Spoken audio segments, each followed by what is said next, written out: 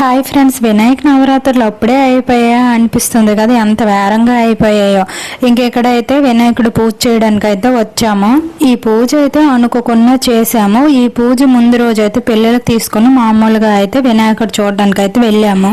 ఇంకా అక్కడ ఉండే కమిటీ వాళ్ళు అయితే అమ్మ దంపతుల పూజకి ఎవరికి రమ్మన్నా సరే మాకు అవ్వదు అంటున్నారు, మీరు అయినా వస్తారంటే సరేలే అని చెప్పాము. ఇంకా అనుకోకుండా పూజ అయితే చేసాము.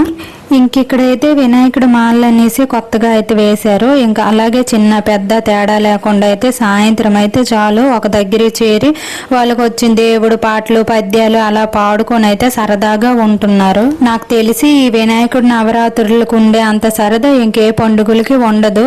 ఇంకా ఉన్నా సరే అందరూ కూడా ఇలాగైతే ఒక దగ్గరకు అయితే చేరనమాట. ఈ వినాయకుడు నవరాత్రులు అయితే అంత బాగుంటాయి, అంత మంచిగా అందరూ కలిసి అయితే చేసుకుంటారు.